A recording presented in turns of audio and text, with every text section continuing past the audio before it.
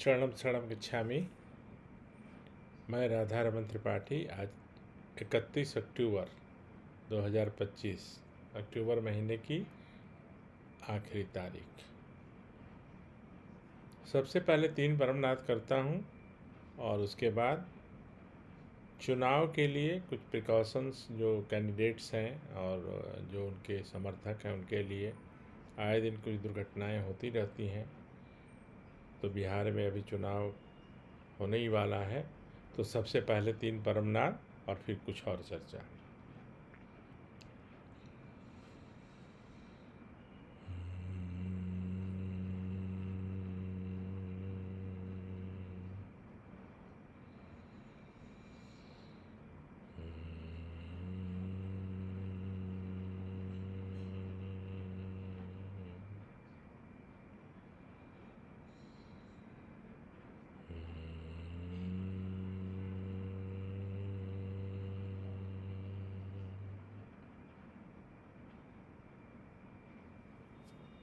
शरणम शरणम गच्छामि। सबसे पहले मैं ये क्लियर कर दूं कि चुनाव के लिए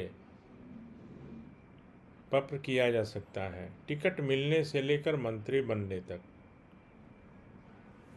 और बहुत पहले परम जी ने एक बार बताया कि ग्वालियर में एक अधिवेशन हुआ, उस समय अडवाणी जी, लाल कृष्ण अडवाणी यंग रहे होंगे, बहुत पहले की बात है। जनसंघ उस समय था, जनसंघ। तो उस समय ग्वालियर के मंच से अधिवेशन में चरणम शरणम गच्छामि का नारा लगवाए थे। चरणम शरणम गच्छामि का। बाद में क्या होता है कि लोग बड़े हो जाते हैं, बड़े आदमी हो जाते हैं, सफलता मिलती है तो वो फिर अपने लोगों को भूलने लगते हैं। एक और उदाहरण मैं दे दूँ आगे चर्चा करने के पहले। शंकर दयाल शर्मा जो पहले एमपी हुआ करते थे, उनके दामाद थे ललित माकन, उनके बेटा थे अजय माकन। हो सकता है रिश्ता में मैं कुछ ऊंचा नीचा कर रहा हूँगा, लेकिन उनके संबंधी ही थे। और शंकर दयाल शर्मा जी पहले मेंबर ऑफ पार्लियामेंट थे, और जब उनके घुटने में दर्द रहता था तो परम जी के संपर्क में आए। कोई बताते हैं तो आ जाते हैं लोग। तो परम जी की इच्छा थी, जब वो राष्ट्रपति बन गए तो परम जी की इच्छा थी हॉलिस्टिक सिस्टम ऑफ मेडिसिन के लिए, यानी एक ही कंपाउंड में, एक ही जगह पे हर तरह के चिकित्सा का वहाँ पे सुविधा हो। तो जड़ी बूटी का भी हो, सब तरह का हो, एलोपैथी हो, आयुर्वेदिक हो, होम्योपैथी हो। और ये उनकी बहुत इच्छा रही, क्योंकि मैं देखता था जब भी कहीं जाता था और कोई जड़ी बूटी देखते थे परम जी तो बहुत खुश हो जाते थे। अरे ये तो ऐसा है, ये तो 1 करोड़ रुपए किलो तक में बिकने वाला है। लेकिन बहुत लोग को उसका आइडिया नहीं रहता है। एक डॉक्टर के यहाँ गए थे हम लोग, तो वहाँ गमले में देख के वो ये बात बताए थे। तो हाँ, जहाँ हमें लाना था कि वो जब राष्ट्रपति हो गए और परम जी ने ये प्रपोजल दिया कि भाई एक अब तो आप राष्ट्रपति हैं, तो अब तो वो थोड़ी असमर्थता, और उनके घुटने का पैर का दर्द भी ठीक हो गया था। तो उन्होंने अपनी कुछ असमर्थता जाहिर की, चाहे कारण कुछ भी रहा हो। फिर उन्होंने एक पत्र लिखा, इनवाइट किया परम जी को, और परम जी, वो पत्र मुझे दिखाया परम जी ने, जब राष्ट्रपति भवन से आया था, उनके सिग्नेचर से। और इन्होंने जो जवाब दिया था उसकी तो कल्पना भी नहीं किए होंगे वो शर्मा जी, भले वो राष्ट्रपति रहे हो वहाँ उस समय।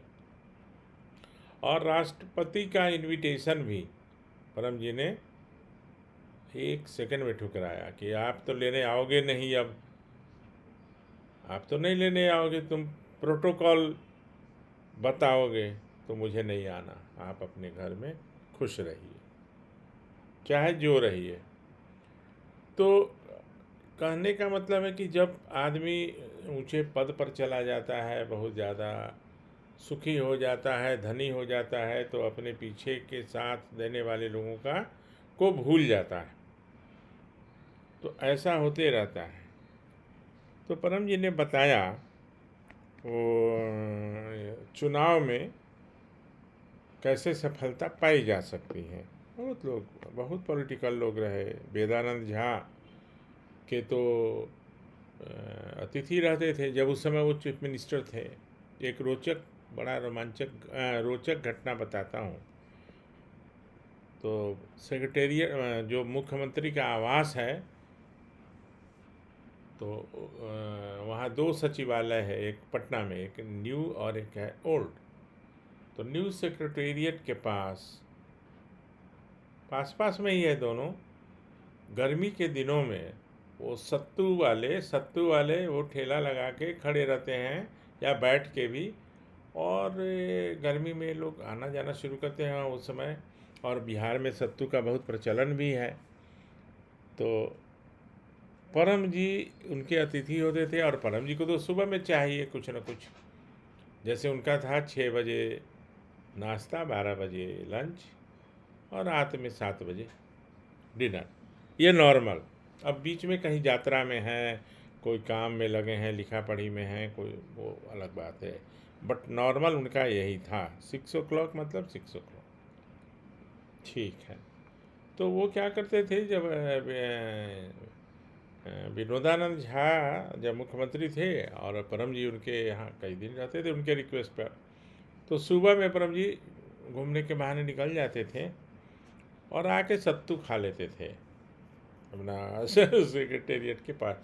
तो 2-4 दिन के बाद उन्होंने बोला अपने जो उनके होते हैं अधिकारी या चाहे जो भी हों कर्मचारी, कि ज़रा पता करो ये परम जी जाते कहाँ हैं सुबह सुबह। तो सुबह सुबह परम जी कहाँ जाएंगे, वो आए अपना क्योंकि उनके यहाँ तो मुख्यमंत्री का है प्रोटोकॉल, तो कै बजे नाश्ता बनेगा, क्या बनेगा, ये अपना सुबह आते थे। क्योंकि उन्होंने उनसे पूछा नहीं गया ना कि परम जी आपको कितने बजे क्या चाहिए, है ना। तो ये अपना आके सुबह सत्तू पी लेते थे। तो वो चुपके से आके एक दिन पीछे पीछे आया और देख के गया, फिर उन मुख्यमंत्री को बताया कि वो तो जाते हैं और सत्तू पीते हैं। सत्तू वाले के पास देखा मैंने। जब परम जी आए तो उन्होंने बताया कि क्या आप मुख्यमंत्री के अतिथि हो के और सत्तू जाके सड़क पर पी रहे हैं। तो ये बहुत अच्छे से बताते थे परम जी। ये सब घटना को बहुत ही उन्होंने, आज बहुत दिनों के बाद ये बात याद आई। तो परम जी ने कहा कि भाई देखिए, मुझे सुबह में भूख लग जाती है और आपके यहाँ 9 बजे तक नाश्ता बनता है, तो इसलिए मैं चला जाता है। इसमें हर्जा क्या है, कुछ हर्ज नहीं है। तो ये मतलब, तो बहुत बड़े बड़े पॉलिटिशियंस, और लंबा हो जाएगा कभी, और दूसरी बात दूसरे वीडियो में उसकी चर्चा होगी। तो चुनाव के लिए उन्होंने कुछ बनाए वाक्य, 9वें वाक्य में, पत्र के 11 वाक्यों में 8 वाक्य तो फिक्स्ड है। और मैं ये थोड़ा आप लोगों को बता दूं कि मैं किसी पार्टी के लिए न तो प्रचारक हूं, न ही मैं किसी का पक्ष लेने वाला हूं। मेरे लिए सभी बराबर हैं। जिस पार्टी के लोग भी करेंगे उनको लाभ मिलेगा। इसलिए मैं आज ट्विटर पे इसको डालूंगा भी। और वो जो परम जी का बनाया हुआ वाक्य है वो डिस्क्रिप्शन में, वर्ड डॉक्यूमेंट में है, तो वो भी मैं डाल दूंगा। आप अपने लोगों, अपने कैंडिडेट्स को, अगर आपके जानने वाले लोग हों, उनको बताइए। तो उसमें पहला जो है वो टिकट लेने वाली बात, तो टिकट लेने वाली बात तो ख़त्म हो गई। तो और उसमें है, तो 8 वाक्य पहले बोल के, तो जैसे परमं शरणं गच्छामि, हंसं शरणं गच्छामि, अद्वैतम शरणं गच्छामि, आनंदम शरणं गच्छामि, शरणं शरणं गच्छामि। हे परम जी, मुझ पर कृपा करो। सिर झुकाकर परम जी को नमस्कार करता हूँ। हे परम जी, चुनाव लड़ने जा रहा हूँ या जा रही हूँ। पहले तो मेरे वांछित पार्टी से मुझे टिकट मिल जाए, तो वो तो अब ख़त्म हो गया। टिकट मिलने वाली बात बिहार के लिए अब समाप्त हो गया। अब क्या चाहिए, तो मैं ऐसा भाषण दूं जिससे हमारे वोटर आकर्षित हों और इम्प्रेस्ड हों मेरे भाषण से। ये 9वां वाक्य सब बोल रहा हूँ। अधिक से अधिक वोटर मुझे वोट दें जिससे मैं इस चुनाव को जीत सकूं। मेरे चुनाव प्रचार के दौरान कोई आकस्मिक दुर्घटना न हो, मारपीट न हो, किसी की जान न जाए, उसके दौरान कोई केस मुकदमा इत्यादि न हो और आचार संहिता का उल्लंघन न हो। तो ये सब बातें चुनाव जीतने तक के लिए ये करना चाहिए 9वें वाक्य में। तो क्या, तो मैं ऐसा भाषण दूं जो लोगों को इम्प्रेस कर सके, हमारे मतदाता प्रभावित हों, आकर्षित हों, ज़्यादा से ज़्यादा वोट मिले जिससे मैं चुनाव जीत सकूं। चुनाव के दौरान, चुनाव समाप्ति होने तक, प्रचार के दौरान किसी तरह की दुर्घटना ना हो, गोली बंदूक न चले और किसी की जान न जाए, केस मुकदमा न हो और आचार संहिता का उल्लंघन न करूं।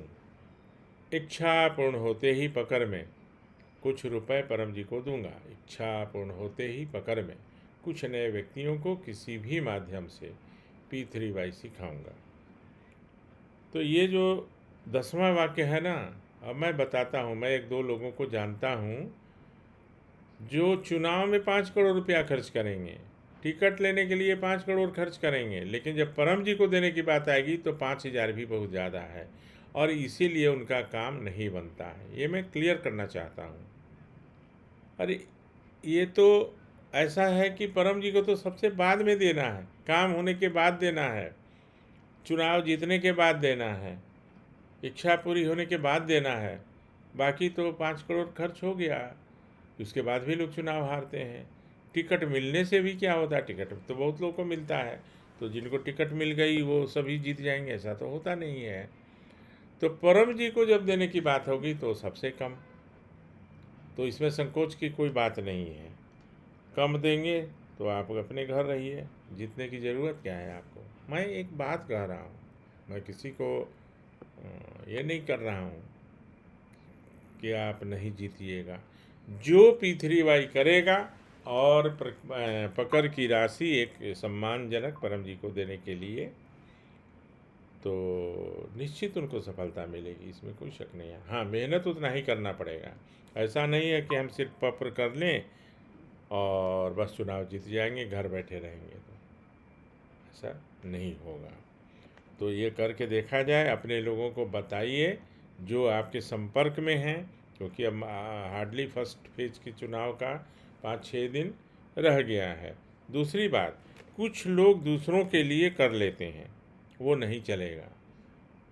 क्या तो हम शिव जी को भी कर लें और वो तुम परम जी को कर लो, ये नहीं चलेगा। शिव जी को भी करना है, लेकिन जो शिव जी को कर रहे हैं आराधना, उन्हीं को परम जी को भी करना होगा। ये ध्यान देने वाली बात है।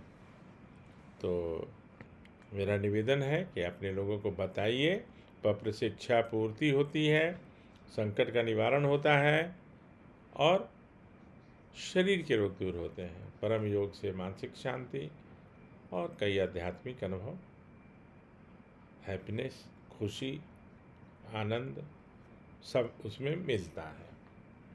दूसरों के लिए नहीं कर सकते, ये ध्यान रखने की बात है। और अपना अपना अनुभव बताइएगा, तो मैं अभी डिस्क्रिप्शन में डाल दूंगा जो परम जी ने, लेकिन वो अंग्रेजी में है, तो कोई नहीं, सब तो अंग्रेजी जानते ही हैं। और लोगों को जरूर बताइए ज़रूर, क्योंकि अब समय कम है। तो अब आपसे विदा लेता हूँ, चरणम शरणम गच्छामि।